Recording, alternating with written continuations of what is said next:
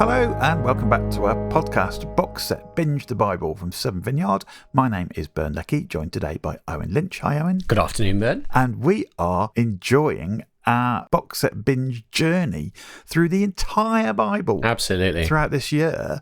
And I'm really enjoying the experience of hearing new things pop out of it. I'm not quite sure how that happens every time. I've gone through the Bible a few times. I've even listened through the whole thing once rather than reading it before. And yet this time it still feels fresh. Are you finding that? Yeah, absolutely. It's fresh because we're doing it quicker, I think, in terms of like listening speed. I'm listening at 1.75, and that really does make a difference to what I'm catching and what I'm listening to. I might miss some details, but other bigger themes kind of stick out, and then occasionally something will go, oh, I've never read that like that before, or I've never noticed that before, and that's been really helpful. Interesting.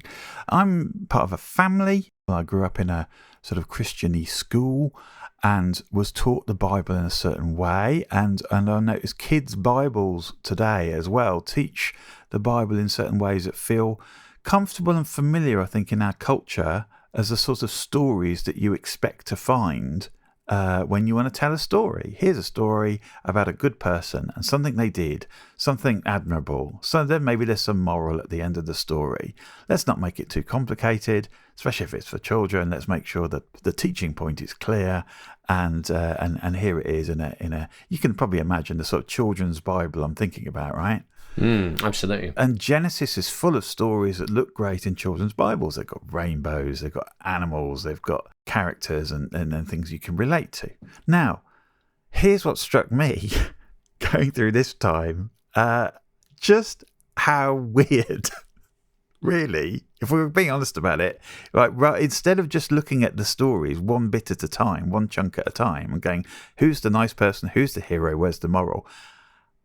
Actually, looking at the whole thing, it's quite hard, isn't it?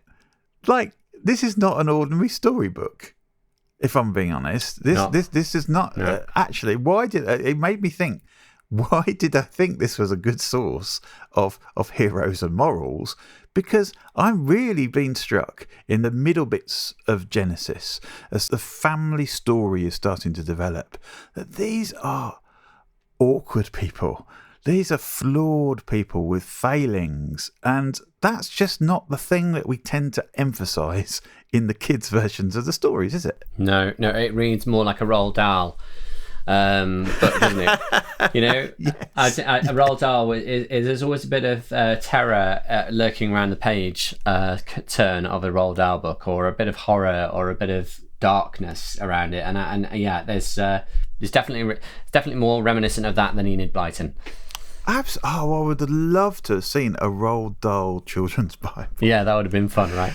Or a Bible illustrated by Quentin Blake. Yeah, exactly. Just that would be lovely, wouldn't it? Oh my goodness. Yeah, that would be great in itself. Now, the characters that I've got in mind that we hold up as heroes, that people through history still hold up as heroes, because they're part of. If you're Jewish, this is your family background. These are the forefathers, the ancestors, the patriarchs, and so you look back at Abraham as a great man of faith, credited to him as righteousness. He believed God, and that was the main important thing.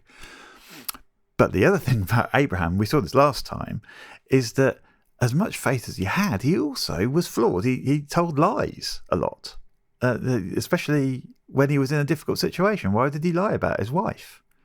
Why? And then his son, Isaac, we're seeing in these chapters now, he did the same.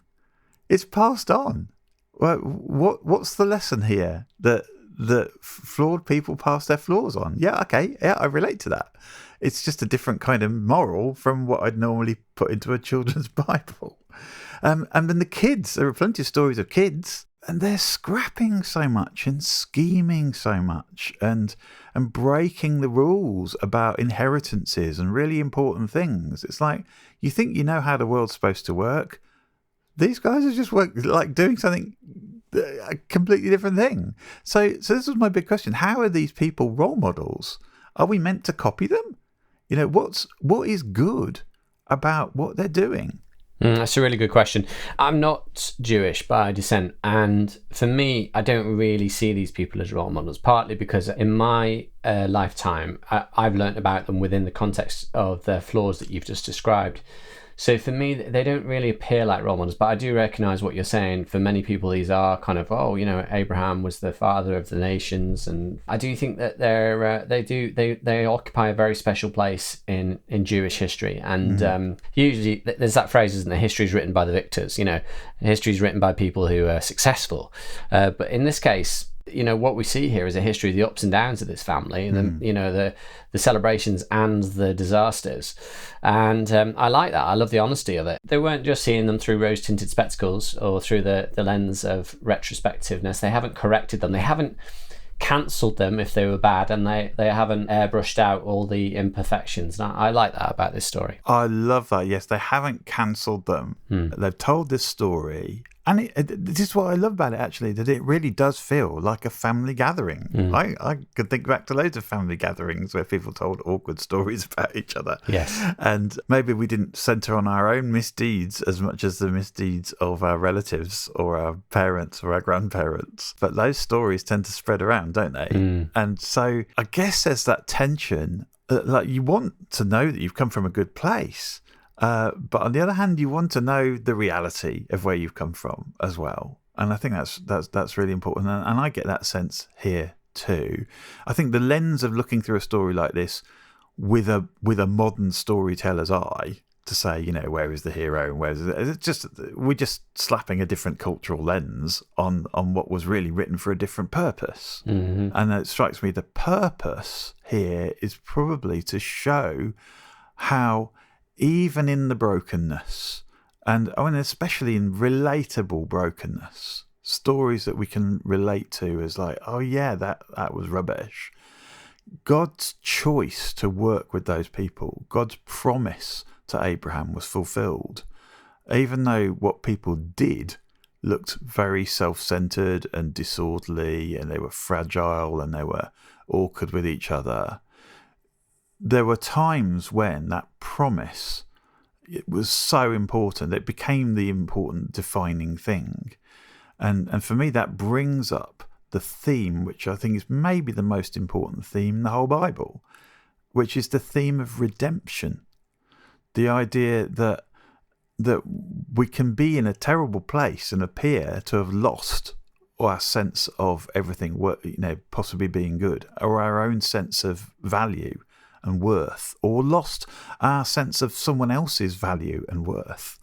That we're concentrating so much on ourselves that we neglect the value in other people. And the Bible, it strikes me as a whole, is a redemption story.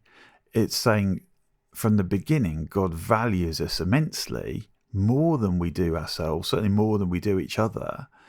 And that value and that reclaiming of who we really are and who we can be and who we can become, that's one of the biggest themes that runs through the Bible. So my favourite bit in chapters 25-44 that we've been going through is the story of Joseph, which is the first big redemption story in this whole thing. Joseph, clearly flawed.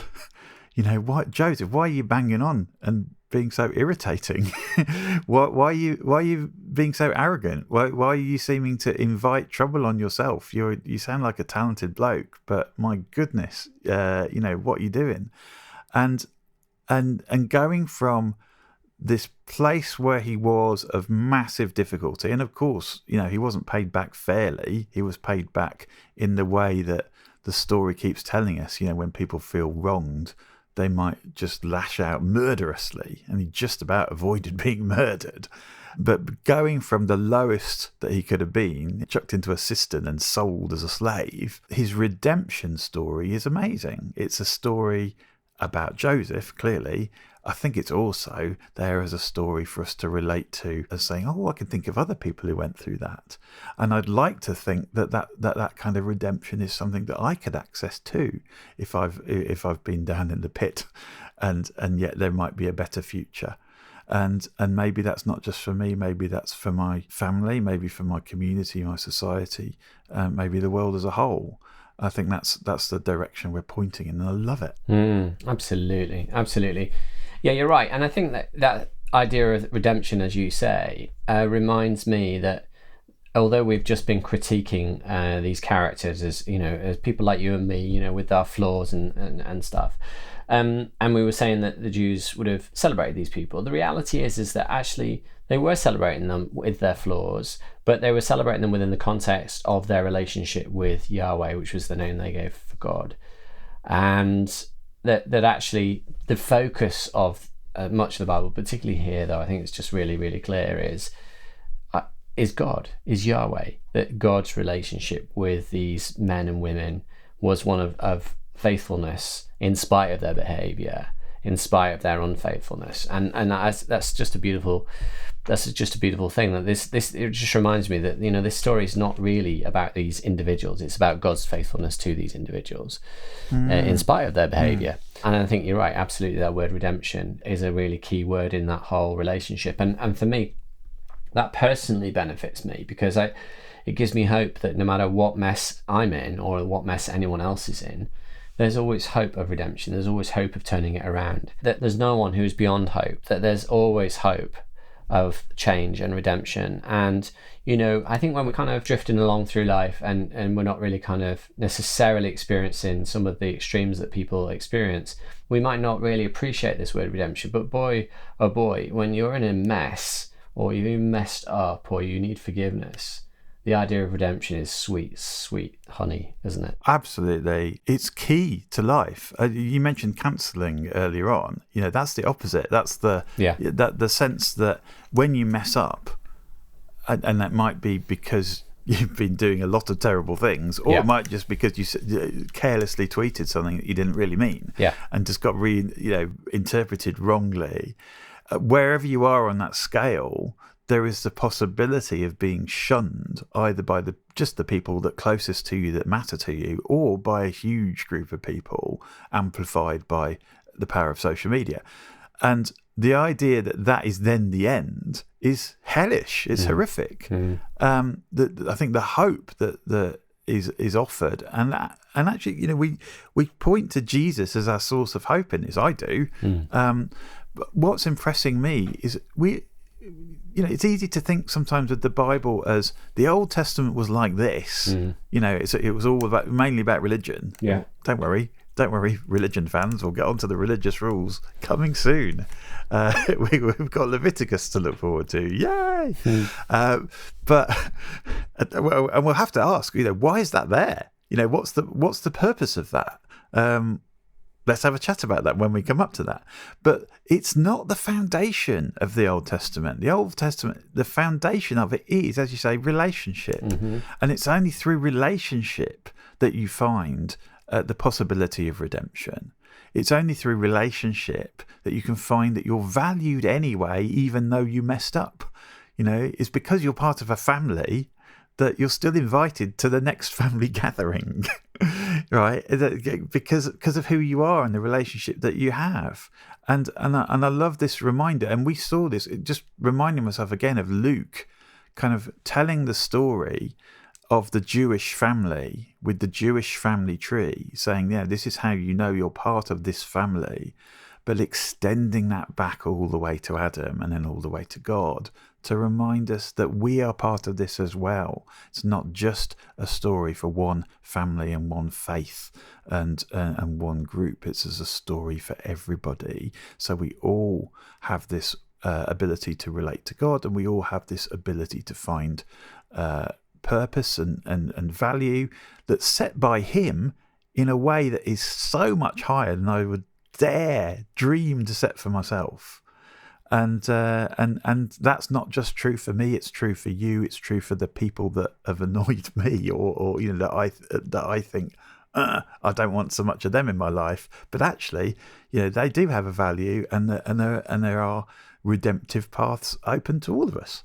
Yeah, absolutely. Yeah, that's it. And this is, like you say, this is a trend, a theme that runs right through the Bible. This idea that Yahweh was redemptive, always seeking to have relationship, regardless of what the other person puts in the way of that relationship.